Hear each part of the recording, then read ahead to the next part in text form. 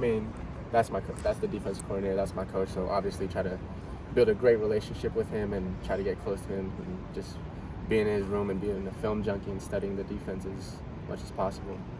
And Vinny Sinceri being your safeties coach, what does he bring to the room? And Man. what has he been about? Yeah, Coach Vinny, man, he's juiced up all the time, and you know he comes from Alabama. He comes from the Patriots. I think his coaching style, is juiced up and one of the best for us. Who is Jabbar like as a teammate? Man, Jabbar, that's my guy. I think one of the most humble dudes you'll ever meet. He's a real good dude, really athletic, really good IQ wise. But that's my guy. How much does that dynamic change when he's on the other side of the rivalry?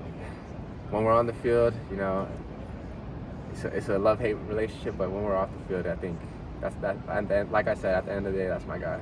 Kamren, What does that rivalry, what does that series mean to you and you're 3-2 and in your career with these 3 straight wins? I think, playing Oregon, I think it's the rivalry we all look forward to.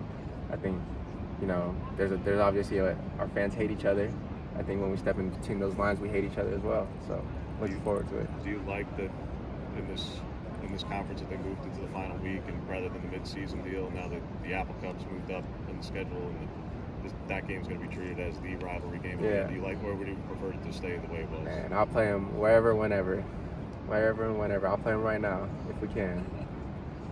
Sorry if you already asked this, but just what were your thoughts on your player rating when it came out? I thought it was good. I mean, I'd love to touch the 90s, but I'm grateful for being rated that high, for being in the game. Growing up, I played the game. I wanted to be in the game, dreamt about being in the game, and now I'm in it. So I'm very grateful for that opportunity and that experience. How does your head coach kind of get you guys' trust, build that relationship in such like an abrupt change? Me being through 4 different head coaches, I think, each one is very different and unique. I think it starts with the players, though. It starts with building trust between one another, building that brotherhood, and just, we're the ones on the field. So at the end of the day, we got to be able to trust each other, and then coach is going to set that foundation, set the culture. Yeah, you said there's a lot of new guys, 46 new scholarship players. What have you guys been doing to, get to know each other better? Yeah, I mean, everything outside of football. We try to do, barbecues, go to the lake, just be around each other all the time and just build that connection so we could have a chance to run at the national title again. And then quick survey question. I know you asked about Iowa a while back. How many cities can you name in Iowa? Iowa. That's it. I only know Iowa. I don't know no cities. Well, there's a city called Iowa City. Oh, really? That's where you're going. There you go. Have a good one. Thank you. When Steve Belichick was hired, what were your preconceived notions about him being Bill's son, and what would you say is the biggest difference between that and what he's actually like? Yeah, I mean, when Steve was hired, I texted Miles B right away because, Miles B, I was with Miles B for a year, and he played in the Patriots, obviously, with Steve, and got coached under Steve. So he said, Miles B told me that's his guy, and, I took his word for it. I trust Miles, and ever since then, Steve's been my guy as well. What's it been like to have Bill come by the program, too?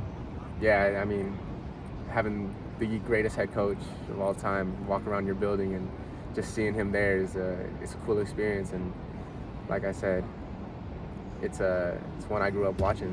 So just to see him in person is cool. Hey, Kim, we've seen obviously that pro influence, especially when you see Bill Belichick, when you see Pete Carroll out there. Yeah. And all that. I'm kind of wondering off the field some of the things that maybe will stick with you, some of the things that maybe they've talked about with you specifically, or just some things in general that they've talked to the team about. Have there been some things that have like really resonated with you? Yeah, I mean, practice is everything. You practice how you play. I mean, practice is really everything. I mean, that's really what they say. So when you go on the field, it feels like you're actually in the game. And obviously you had really good coaches last year with Coach Morrell and whatnot. But how, with this pro flavor, how different does it really feel for you? Because you talked about being 4 coaches in 4 years, 5 years now. 6 years maybe. Yeah. So, but when all that change and all that, all the things that you have to adapt to, how has this change been maybe different from the rest? It really hasn't, to be honest. I mean, everything, you have your cover 3, cover 2, man in every single defense. I think everything's the same. It's just different terminology and vernacular. Yeah. I also was curious about, now you can certainly correct me if I'm wrong on this, but when Coach Fish was hired, if I remember, you were the first current player, like from the 2023 team, that kind of officially, or at least announced it publicly, that you were coming back. Yeah. Like everyone else was going in the portal, and you're like, I'm set. I want to be here. Can you talk about that decision and why it was so easy for you to, or maybe it wasn't easy, but maybe it was just quick?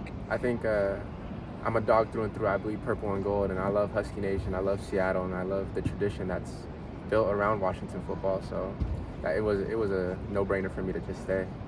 Cam, you